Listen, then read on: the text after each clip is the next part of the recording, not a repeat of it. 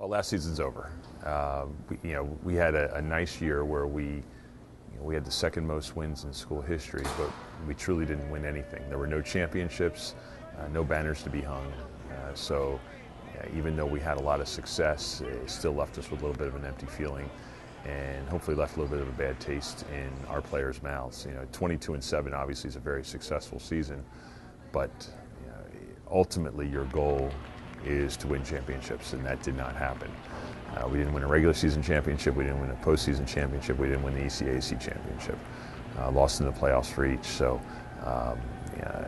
in a sense disappointing, but hard to really cry with that kind of record.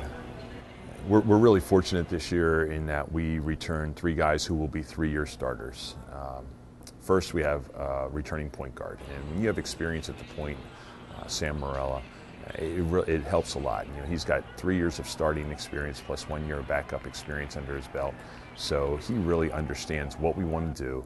He has a tremendous basketball IQ and really does a nice job of getting us into what we want to run, knowing how to do it, when to do it the right way. So that's a nice luxury to have.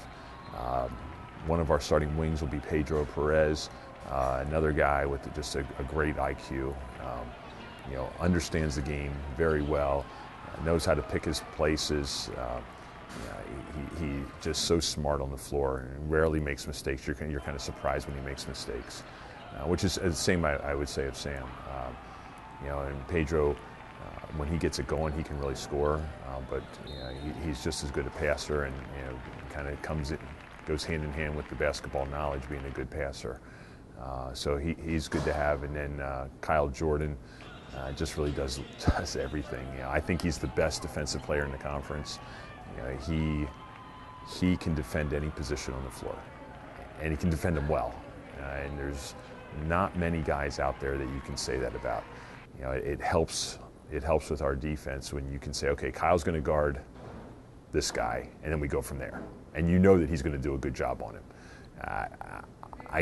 I'm challenged to think of when Kyle has really been beaten consistently over the course of a game, or guys have taken advantage of him over the course of a game. One time here and there, but that's about all they get. He's tough, he's smart, and he's really added to his offensive game. And I think we'll see a real big improvement in him on the offensive end, to go with what's already a tremendous defensive effort. And all three of those guys have also added some pretty significant leadership qualities, which should really benefit our team. So far in preseason, we have not had any bad practices, and it's because of them. Because of their leadership, their effort, their consistency of effort. Where they show up every day and they bring it. They all have a great work ethic, which is really why they've had the success they have over their college career.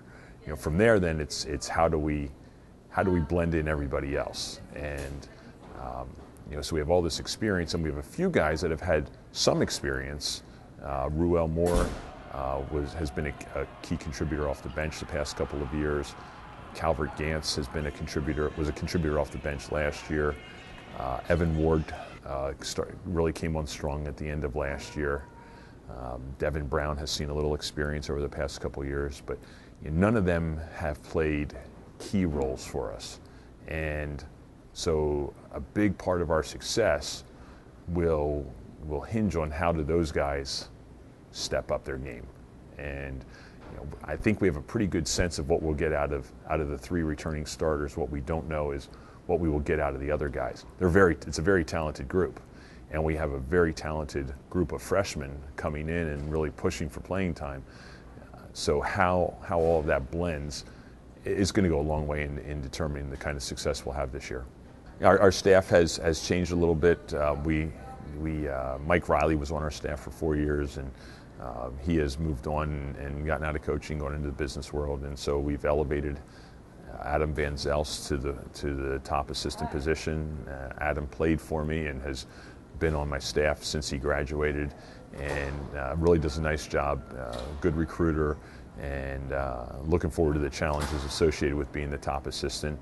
And then we hired Hill and Grayson, who was at St. Mary's of Maryland as an assistant coach, and has a lot of good connections in the Baltimore, D.C. area, which is an area that we've really tried to recruit over the years. And I think with his connections and knowledge of the area, should really open up some more doors for us down there. And he's done a nice job on the court with the players, and has a good understanding of the game. Is really buying into the Albright way of doing things. And then we have Tony Ballister back for another year as a volunteer assistant. So good staff. I'm happy with our staff the way it is, and I think they bring a nice blend of experience and on the court coaching and recruiting. That blend that you need to be a successful program. The Commonwealth Conference is a very, very challenging league, and it's, I think, going to be even more difficult this year. We have a league full of very good coaches. There's no team you look at and say, boy, they're not coached well. And it's such a competitive league. Guys are constantly going out and upgrading their rosters.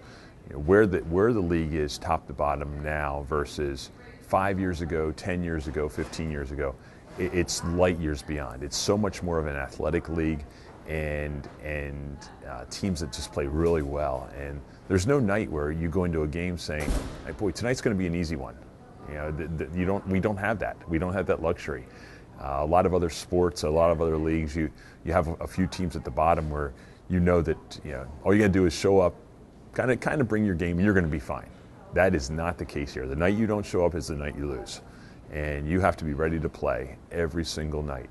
And it's a great challenge, and it's a challenge for us as coaches. It's a challenge for players, and that's why I'm really optimistic over the fact that we have played hard every practice so far, because we're setting ourselves up for that consistency, and the consistency that's needed to have success in this conference. The other thing that we've done is I think we've upgraded our non-conference schedule. We've added some NCAA caliber teams, and just I really felt like we needed to push ourselves a little bit more in non-conference. Even though we always do play a challenging schedule, we've upgraded it even more.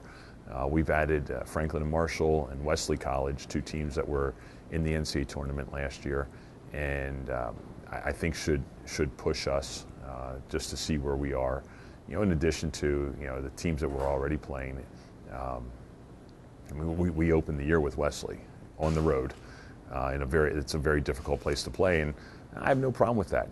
Let's throw us into the fire and let's see where we are and go from there. It's the way the NCAA tournament is structured, and what we learned last year is you're not going to get in on your if you don't win your conference. And it's just there's very few teams that are able to do that, and you have to have a tremendous overall record. So you have to gear yourselves towards the conference, and by doing that, I think we play as challenging a non-conference schedule as we can to toughen our team, to toughen our depth, to get some experience for our youngsters, to get us ready to go in the wars. And January and February really is a war of attrition, and because who can kind of take it night in, night out. It's really hard to do if you roll out there with 5 or 6 guys. You have to have some depth, because number one, you don't know what's going to happen injury-wise or other forms of attrition, and two, you get into foul trouble and just the wear and tear of having to bring it every night. You really need to have that depth, and so we'll use our non-conference schedule and some of our early conference games to work on developing that depth and bringing young guys along, so that we're not rolling into conference game where we only have 5 guys that we have confidence in. We really want to have 8, 9, 10 guys that we can play at any given time. So I think our schedule will be a great challenge, and we really look forward to the challenge. And if you don't look forward to the challenge, you're probably not a very good competitor. And that's what we want. We want guys that want to go out there and compete and set a goal out there to go and add the banners in the gym, no matter what year it is. And that's what our goal is going to be again this year, just like it is every other year. So we're looking forward to it. We tip it off with a tough squad, and really doesn't get much easier as we work our way through the schedule.